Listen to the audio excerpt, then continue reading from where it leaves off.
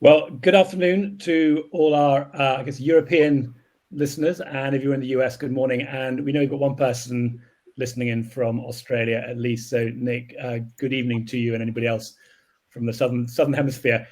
Really interesting topic today, something that I'm sure everybody who is listening to this or watching us has been thinking about, and we're really delighted to bring together both somebody who has been working as an insurer, broker, and understands the issues around climate change risk management, as well as two organizations that are working on this. The background to what we're doing today and the report that we released this morning is around the risk measurement, or the measurement of risk, I should say, for climate change.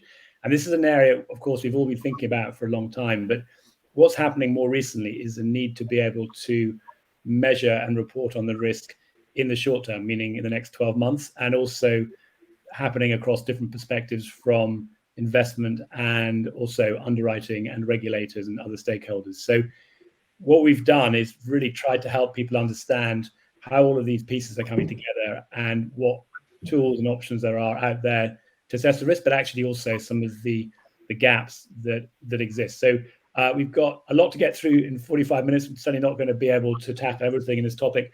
Our report has gone live. Here it is. You can download it. You will find the bottom of the screen, although you probably want to hear us out before you start reading that and get access to the report.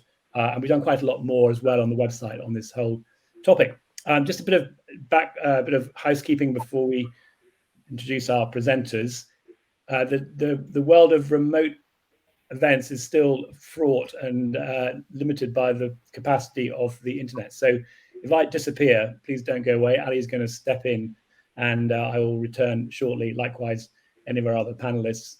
We do encourage questions. The record so far is 27 questions in one event, and I think we actually managed to answer practically all of them. So your goal, if you're listening to this, is to see if you can beat the 27 questions, and our goal for the panelists is to be able to answer this in the time available.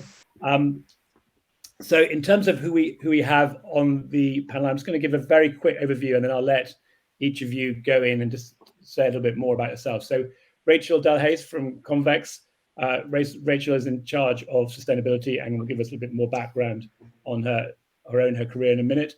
We've got Thomas Loridan from Reask, who's going to be talking to us about their cyclone model and some of the ways of looking both backwards and forward. And then Ollie Wing from Fathom, who's going to be talking to us about what's happening with flood modeling, and again, both from a perspective of in the past and in the background. And then finally, Ali Smedley from InsTech London, who's been working and leading, in fact, much of the work on the climate report, and is going to be there to answer all the difficult questions. And well done, we've got our first question in already, and I'm glad to see it's a question, Rachel, that we've already prepared you for. So, Rachel, before we jump into answering the questions, though, perhaps you could give us just a brief overview to your own personal background and what you're doing today at Convex. Hi. Yes, thanks, Matthew. So I'm head of sustainability at Convex, which is a new insurer, and I've been here since end of April last year. So prior to that, I was chief risk officer of another insurance company, and for about 5 or 6 years. And then prior to that, had a transactional aspect to as a broker. I was at Guy Carpenter for a little over 20 years. So, and I've come into sustainability because I find what insurers' role, the role insurers have to play here, really important, and I find the whole the subject of transition fascinating and really imperative. Excellent. We're going to hear more from you shortly, Thomas. And you're joining us from, I think, Switzerland today, not Australia, where you were recently. But yeah, just tell us a little bit about your own background and Reask. Yeah, sure. So I'm one of the 4 co-founders at Reask. I like sort of describing my background as the template of a cat modeler, if there is such a thing. So I studied applied mathematics initially, then I did a PhD in weather modeling, and then I joined the cat modeling industry. So for the last 10 years, I've been building models of typhoon, hurricanes, tropical cyclones for several vendors. And 4 years ago, we started Reask. So what we do differently is try to use more AI and machine learning. There's a few reasons why we do that, but the one that is relevant to today, I guess, is that we really try to connect our model to climate signals. And yes, I'm really pleased to be here. So thanks for the opportunity. Well, template as a climate modeler, and then maybe template as a catastrophe modeler. Now maybe template as a climate risk modeler as well, or climate change risk modeler. Ollie, over to you, and a little bit about your own background and Fathom. Thanks, Matthew. So I'm Ollie Wing, Chief Research Officer at Fathom. My background, not too dissimilar to Thomas's really. I've got a PhD in hydrology, so my biggest concern is modeling floods. That's what Fathom focuses on. We're flood risk modelers. So my role is working with much smarter developers than I in building the next generation of flood maps, flood models, and working out defensible ways that we can adjust those as our climate shifts. Excellent. So Ali, over to you. You, as I said, you co-authored the report with myself and a number of other of the InsTech London team. It'd be useful, just before we get into the discussion with everybody else, just to talk a bit about the work we were doing to identify the types of companies that should be in this report, given that there's a lot of choice out of there about companies that are offering analytics or claiming to offer analytics for ESG and climate change. What was the sort of criteria that you and the team used to define which ones should go in the report? Mm-hmm.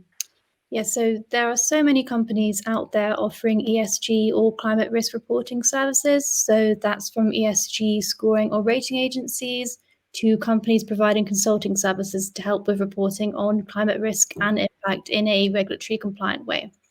So in the report, we've profiled some of the biggest companies that are providing ESG scores. So that's companies like S&P, for example.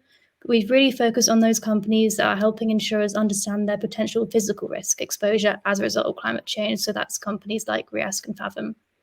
So in the report, we've also mentioned the companies that we know of working in the liability and transition risk space in relation to climate change, but we found a lot less established companies working in these spaces. Great. And at that latter point, I think two things came out. One, to your point about there's quite a lot happening in physical risk, although by no means comprehensive, but transition risk is very limited. And if anybody out there is either building a transition risk model or planning to do one, then please do let us know. And then that point about liability, which looks like it's coming out as almost a third pillar of risk in related to climate change. Good. So Rachel, over to you now. We've got about 40 minutes left. You've got a lot to cover. From your perspective, looking at everything that's going on, what's the most important thing that we should be covering when we speak now? Well, I think ESG and climate change can seem a dauntingly broad subject, but I think we, like other insurers, want to focus on our strategy in terms of risk management and our approach as a responsible insurer. And I think the better you build your understanding of the risk picture, the better armed you'll be, both offensively and defensively, to be able to plough our way through this path.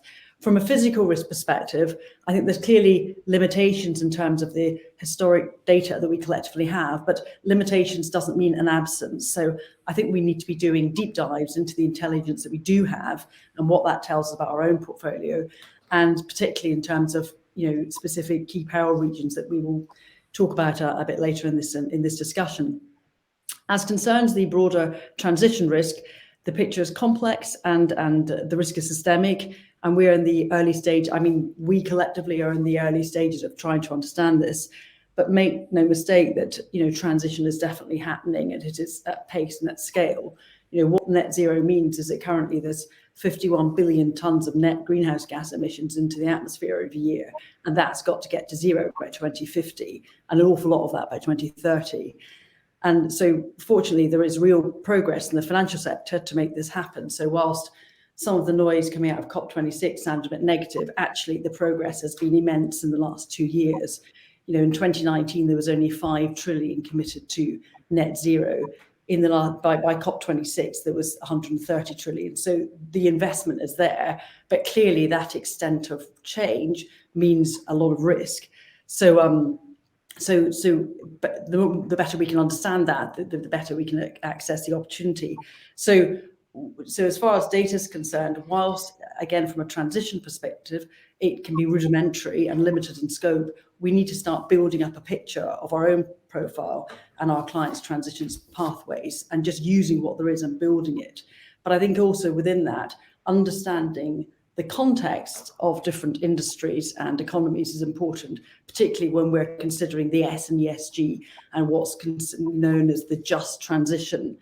So as companies with increasing regulation and standardization of reporting, as we'll see more transparency of data coming through, that will help us all build a better and clearer picture of an ESG profile of clients.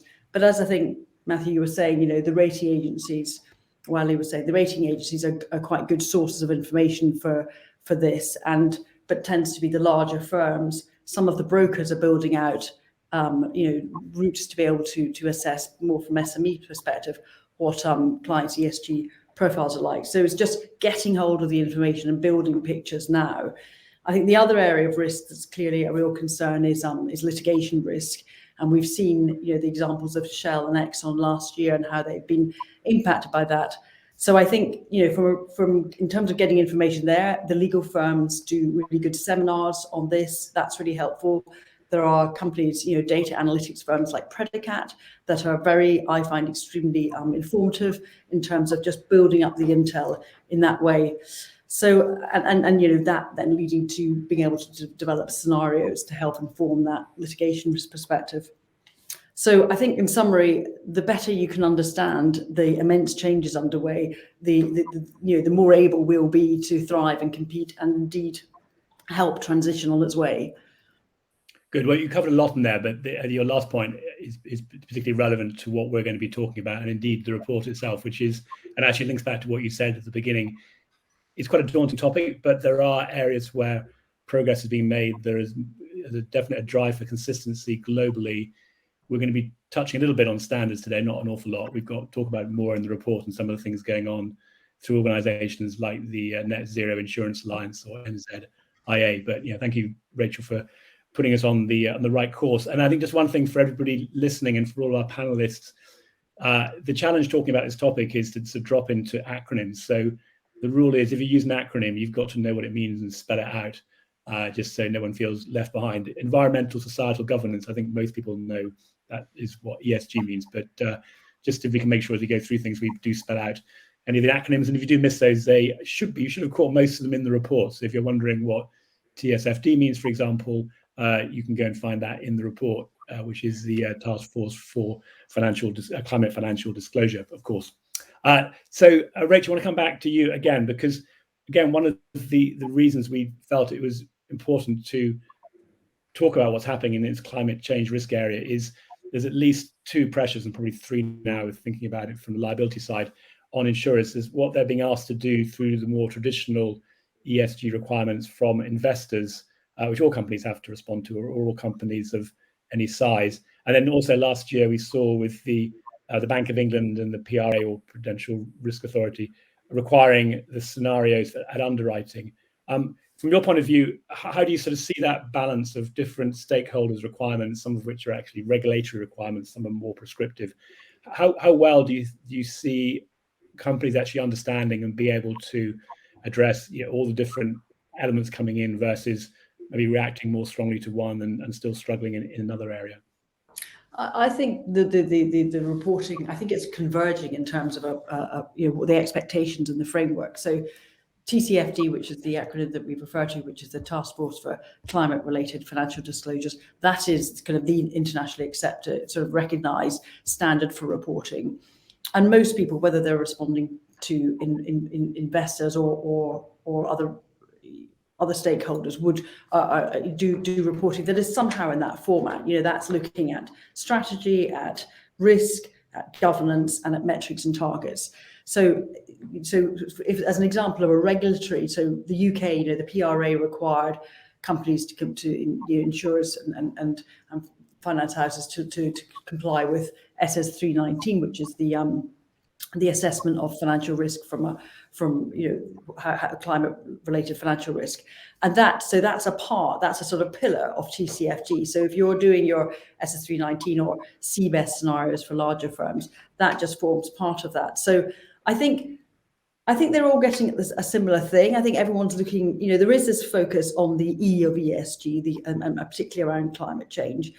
And that's and some of the New York states are requesting disclosures in that way. But I think certainly in the UK, if I can speak from the UK's perspective, albeit we're sort of looking at this from a group perspective also, but the UK is kind of at the forefront of their requirements. Now all large firms in the UK have to report against TCFD, and indeed all of us will have to within a relatively short time frame.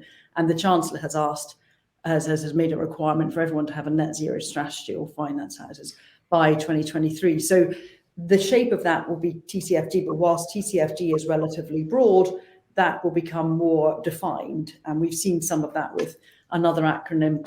The International Sustainability Standards Board, the ISSB, was introduced at COP26, and that is being sort of developed now. But that will have specific requirements for insurers alongside other industries.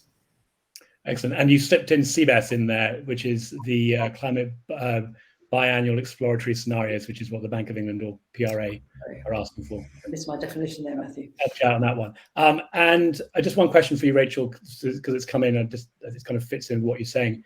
If there's a quick answer to this, or you might not have an answer to it, is there anything that the regulators and supervisors that they're asking reinsurers that are modelling climate change that they should? Sorry, to make sure I read this question correctly. Oh yes, sorry. Let me rephrase that.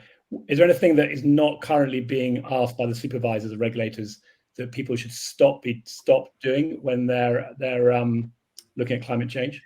I think for sort of experts in the know, I understand that the CBES scenarios weren't I think they need more refining in how these scenarios are kind of thought through, and how they best represent companies' risks. I think from our perspective, a focus on short term would be extremely helpful, and that's certainly internally where a focus. I mean, that's not to say the long term is not relevant; it's all part of the picture.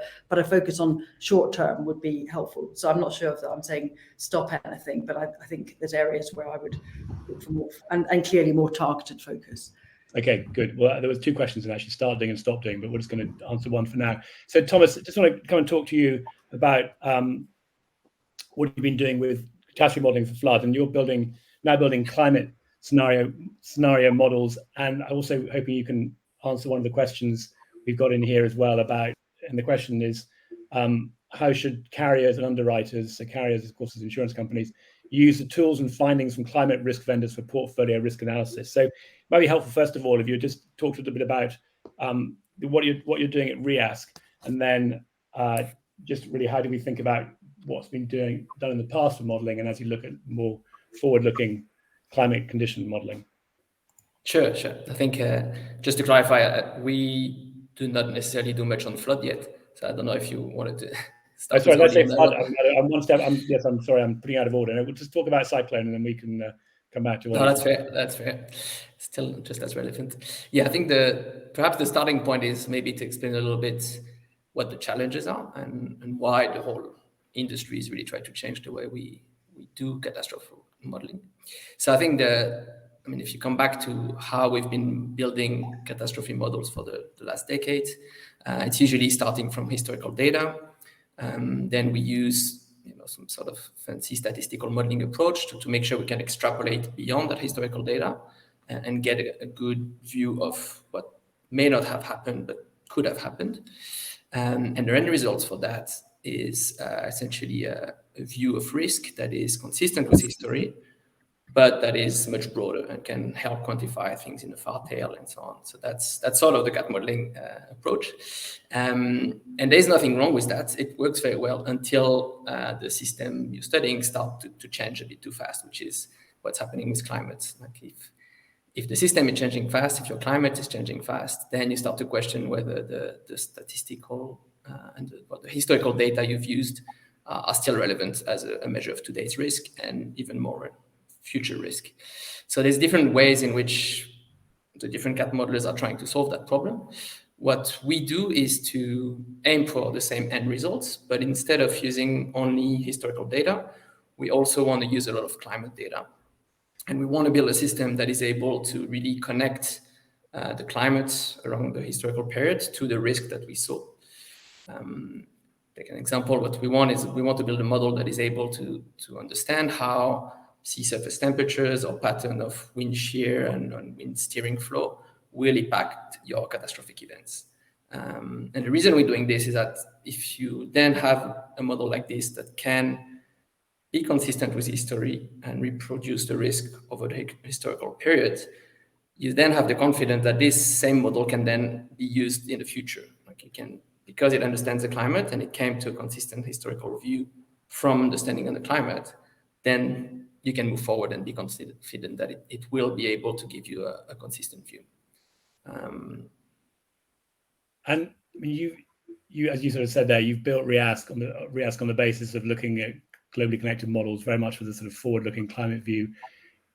We're going to hear from Ollie in a minute about what Fathom has been doing, sort of moving from more traditional modeling to looking forward. But as a broad comment, where do you feel the sort of traditional catastrophe modelers are, or the traditional view of catastrophe modeling, I should say, is in terms of being able to be used for forward-looking climate change? How easy or hard is it to be able to take a catastrophe model and actually start to look at that for addressing some of the issues that regulators and others want from climate change risk measurement?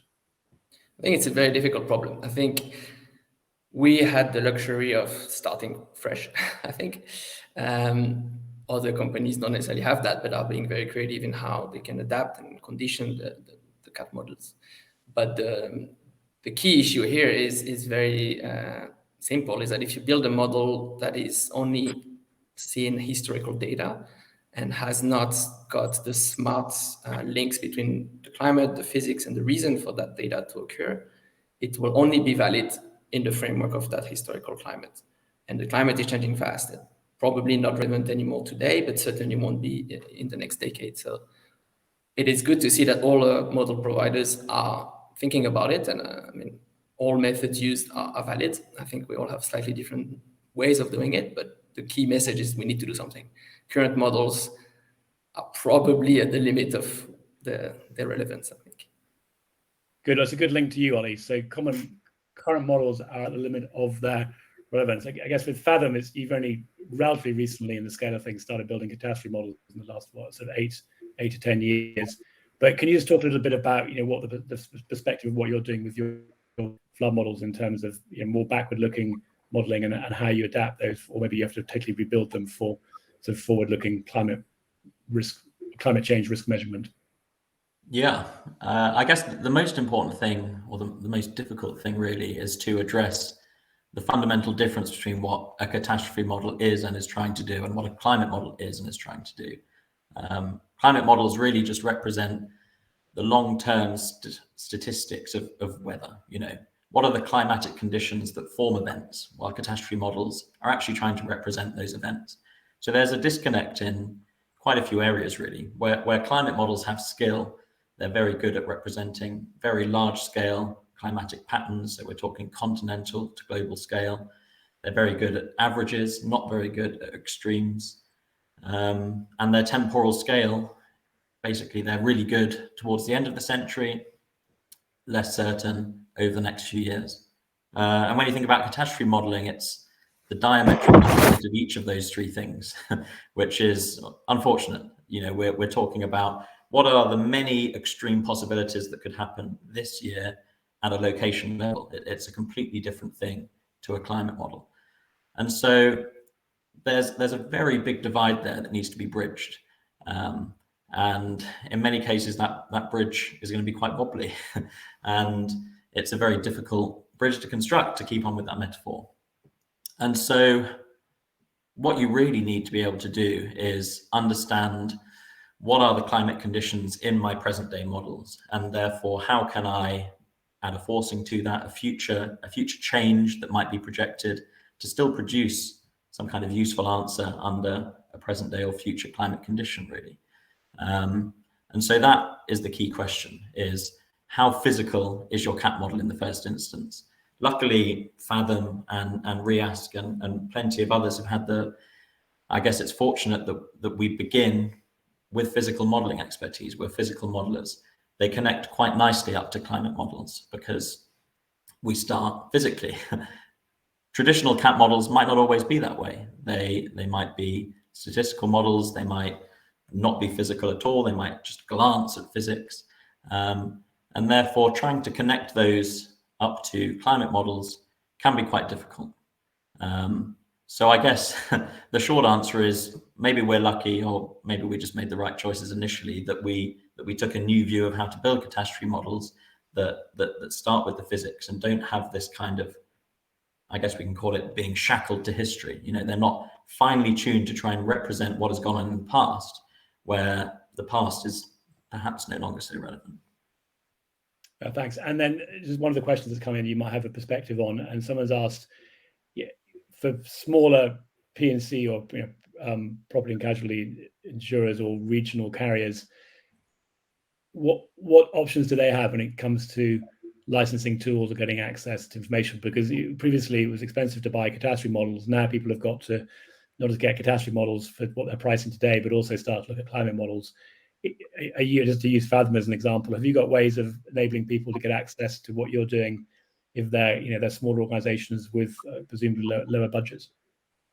Yeah, well, accessibility is a key thing, and indeed flexibility of these models. So us being able to deploy models on platforms that Oasis supports, places like NASDAQ, where lots of people can access different models on the same platforms. You don't need to license a model and a platform. You've already got the platform sorted. So accessibility is a key question. Flexibility is another one. I mean, this is something Rachel drew upon just now in the CBES, climate biennial exploratory scenarios that the Bank of England lays out. They are sort of arbitrary scenarios, and it's quite questionable what relevance they necessarily have on business decisions. Sure, you might be able to quantify, okay, what's my average annual loss going to be in 2050 under this arbitrary PRA scenario, but it's not necessarily clear what you do with that information. And this is where flexibility is key, because the scenarios are going to change all the time. And indeed, I would advocate, perhaps in answer to some of the other questions, taking a scenario agnostic view where you're not necessarily ascribing probabilities to whether we do or don't draw down greenhouse gas emissions at a certain rate. It's obviously really very relevant for transition risk, but for physical risk, it's less so. So being able to be pretty flexible with which scenarios people are interested in, or indeed flipping the question on its head, at what point and under which scenario do certain business functions and objectives cease to be viable for us? At what point is our profitability affected? At what point do we need to reassess capital adequacy? And those are questions that perhaps regulators aren't asking because they're tied to given scenarios. The other point is that the short-term question, again, that Rachel raised, is that we understand well what might happen towards the end of the century because of a changed climate forcing, but what's going to happen over the next 5 or 10 years is completely dominated by natural variability, which makes it very hard to predict. So the signal's less clear. And so again, we're back to that diametric opposition between what we need to know and what climate models are designed to provide. To face the small versus, sorry. I was going to say, I mean, you partially answered a question someone had asking about, it's not just around the climate, but it's actually how is society adapting over time, which I think comes back into the resilience question we had. So Rachel, I'll come to that in a second, but just before we talk about resilience, I just wanted to come back, Ali, get back on the terminology, just partly terminology, and it's partly also some of the challenges the companies have, particularly insurers, when they're looking at all the different exposure they have to organizations with their emissions and in trying to get to their own net zero. We hear a sort of description of scope 1, scope 2, and scope 3 emissions quite a lot in terms of greenhouse gases. Can you just help people that may have come across those but aren't too sure what they mean, just with a sort of definition of what those 3 different types of scope of emissions are and how that impacts an insurer? Yeah, sure, Matthew. So scope 1 to 3 is a way of breaking down a company's greenhouse gas emissions. So scope 1 refers to direct emissions from owned or controlled sources. So for lots of companies, these emissions are actually going to be relatively low, but they're high for big production and extraction companies such as fossil fuel companies. Scope 2 then refers to emissions produced on behalf of a company by others. So an example of this would be the electricity or energy that a company is buying to heat or air condition their office buildings, for example. Scope 3 then basically accounts for all other emissions that are a part of the company's value chain. So this is particularly important for insurers because this is where most of their emissions lie. So that's as a result of their underwriting and investment portfolios, as well as their claims processes. No, thank you. And Rachel, I think you were going to talk a bit about this as well, but on this point about resilience, so the question that came in was is that someone has said that we hear a lot about resilience is very important in terms of climate change, meaning how can firms respond to shocks, especially climate risk. And the question is, how can insurance companies use climate risk, and I guess it's climate risk management or measurement firms, to help promote resilience and in terms of what they're doing. So I think, Rachel, you've got some experience of that from Convex. Well, yeah, all I was going to say was, I think, first and foremost, the insurer themselves has to think long term and be resilient. So, you have to look after your own shop, and that's, as well as building it in. And I think one thing that we do as an industry is, I don't think we've been particularly great at promoting the value of insurance. So insurance is a crucial factor in allowing transition to happen. It is really important that we don't all run away from risk, that we and insurance actually generally is quite bold in terms of stepping up to take on insurance, perhaps not so much in expanding geographies, but certainly in terms of embracing risk. So I think we need to be really upfront and positive about that, and help and really try and understand, and hence sort of build resilience. I think in terms of understanding geographies, I think the specific model, the more we can use key peril region rather than the big mainstream models, I think that will really help ensure build resilience, and perhaps one of the modelling guys can speak to that in more detail. But then in terms of underwriting strategy, there's things like clauses about build back better and build back different, and I think if we can start thinking that way and promoting that, will help encourage resilience in firms, etc. So build back different, for example, if a power plant burns down, can be replaced with a wind farm. Well, that's possible. So I think we need to think differently in our approach. Okay, you said something in the middle there, I didn't quite catch. I think maybe the internet was a bit flaky. It's always a good excuse if you don't understand something. You're talking about sort of large models, and you sort of referenced Thomas and Ollie might be able to help with that. I didn't quite catch what your I was just saying that I think in terms of resilience means we have to really understand where we have such sort of fragmented knowledge of what the impact of climate change is currently, that we have to do that better. We need, there are some smaller models, like we've discussed already, flood and specific regions, that are going to be more sort of greater value than what we may currently be used to. The big mainstream models, which have their strengths, there's no question, but they're not necessarily the best. And being able to leverage Oasis platform, for example, to be able to use these more key peril region specific models, I think we need to embrace that as an industry more with transition and climate change than historically we have done. So I think it's a great opportunity in that way, but I think we have to be more nimble and flexible in the way and hopefully the regulators can help us get behind being able to do that. No, thanks. So Thomas, I guess that kind of leads on to you, which is with your globally connected model, that I guess the implication is that you can look at all areas around the world. And so Rachel's point about resilience is actually looking at all areas, and certainly future risk might be different from what we're seeing today. Is that part of what you can help with, instead of understanding across the totality of the globe, as opposed to traditionally it's been driven by where the largest economic insured exposures were? Yeah, this is something we really care about. We've built our system as a complete globally connected model, so global coverage and also understanding of interconnections between risk and so on. I think one of the point that is interesting in what Rachel was saying is, even if, yes, you are focused on one particular region, one particular perils,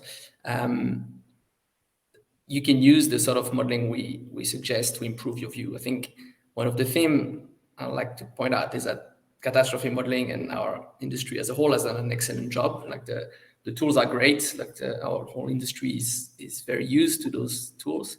And even maybe smaller players have their own view or are licensing someone's current view of risk. What those climate condition or our climate connected modeling approach can do is help adapt this. You don't have to throw it all away and buy another solution. You already have a view of risk. The question is, how are the patterns of risk shifting, and how should you shift that view? Is it perhaps a plus 10% in certain region of the East Coast if you think of hurricane risk, or things like this? But we're not saying that everything that's been built in the past is to be thrown away. We think catastrophe modeling is the way. These are the right tools. we're trying to provide a system that can help move that forward. So yeah. Great, thanks. Well, thanks to all of you that have responded to the challenge about getting 27 questions out there. My job now is to be able to read those and get everybody to answer them. So we're doing pretty well. So Rachel, I've got one for you because we've talked about this before. So I'm hoping you'll be able to have an answer for it. And it relates back to Ali's definition of scope 1, scope 2, scope 3. So the question is, there's ongoing confusion about how underwriting contract plays into scope 3 calculations, unlike for investments where there are generally accepted approaches to this. I know you've raised some concerns about potentially double counting with scope 3 from the underwriting perspective, as well as the other exposure to the scope 1 and scope 2. Can you give a perspective or a sort of way that you're handling this issue at Convex, and how to sort of, I don't want to say simplify, but find a way through that maze of? Well, it's very early in terms of people looking at scope 3 from an investment and underwriting perspective. So that, and generally people haven't been reporting that. I understand that this year some people will start to report from an investment perspective. So I think until such time as we see people report, will there be a better understanding of confusions around potential duplication, etc. But I think there are good advances in this way. The Net Zero Insurance Alliance is working with an organisation called PCAF. Now, PCAF, I understand, stands for the Partnership for Carbon Accounting Financials, and they have worked. Gosh, one last acronym. They have worked closely with the Net Zero Asset Owners Alliance in developing the methodology behind how you calculate emissions associated with investments. So that sort of is on track, has been done, and we will start to see people report in that way. So the Net Zero Insurance Alliance are working similarly with PCAF on a methodology for underwriting. So that is, that's probably a year off or something at least, but that's a really important piece of work. And I think once we get that, we will start getting greater transparency of what carbon intensive emissions means from an underwriting perspective. Because at the moment there's a bit of, we have got an idea, but there's a bit of subjectivity. So it's yet really to be seen what that means. And I when I talk to people about this, there still seems to me there'll be quite a lot of scope for duplication of reporting. But I think that will get ironed out. I think we're just in early stages yet. I think like any of these things, it's important to just get on with it and start doing it, and then work. And then and nobody's in this alone. Everyone's kind of facing the same hurdles. But at least what the NZIA is doing with PCAF is at least we're hopefully going to bring an industry standard so that we're not all reinventing the wheel. Yeah, and that last point about the Net Zero Insurance Alliance, or NZIA, in terms of nobody's alone. I mean, that is a group of leading insurers. I believe Convex is part of that. AXA, no, we're not. Sorry, to be clear, we're not. We may well become, but the NZIA was started by the big European insurers, sort of Zurich, AXA, Aviva, etc. And others and Lloyd's have joined subsequently. So but it's an important forum, and it just shows you how important collaboration is in this field. Yeah, good. And that methodology one as well, I just wanted to point out, because sometimes these sort of larger, these are cross-company initiatives, well-intentioned, but don't always go there. This one, everything I'm seeing suggests it really has got some robust approaches to it. Is looking at getting some consistent methodology, and actually is picking up on some of the things that the banks have been doing already. We spoke quite a lot about that with Katie Lennon from AXA XL. Rachel, another question for you, actually, because it was directed directly at Convex, and there's a question here, and it sort of links a little bit back into scope 1, scope 2, and scope 3, I think, which is, is there anything you are doing or can do to influence your customers on how they are addressing this whole issue about reducing their carbon and resilience? Yeah, so it's about understanding. It's about understanding the profile. So it's building the data points through which we can then understand, and then help, and then allow that to help inform how the risk, the emerging risk needs of clients. And so we're looking at it sort of with a particular focus on some sectors initially, but it's building that understanding. But it's we, like others, are in the early stages of being able to do that. Good. And then a question both for Thomas and for Ollie, both from your different perspectives of cyclone and flood. But just maybe a sort of fairly short answer. The questions come in about the difference between human influence climate change and sort of natural volatility, and in that, are you able to give a perspective on both what are the drivers, and then also when it comes to sort of modeling future risk, how does that impact the uncertainty and what you're modeling? So Ollie, do you want to pick that one up first of all? Sure. It sort of links back to a previous comment really on the anthropogenic influence, the impact that we're having on our climate through carbon emissions has longer term effects. So that the signal emerges from the noise later in the century on that. What's actually material or of interest to insurers right now is short term, which is much more dominated by natural variability. So this is less about, how much have we loaded carbon emissions into the atmosphere, but, for instance, what is the sign of ENSO, or the El Nino Southern Oscillation, it's an acronym to spell out, or any other mode of natural variability that we might be in. So when you're asking, what is my climate risk going to be in 2030? Often, the way that climate risk models might answer that is, what is the smoothed climate force average risk going to be in 2030, rather than a prediction of the mode of certain forms of natural variability. So it's probably a pretty weak answer to your question, because the question that everybody wants answering is the hardest one of all. Thanks. And Thomas, anything to add to that from your perspective? Yeah, and I think it's a great question. I think the climate variability angle is very relevant even in past risk.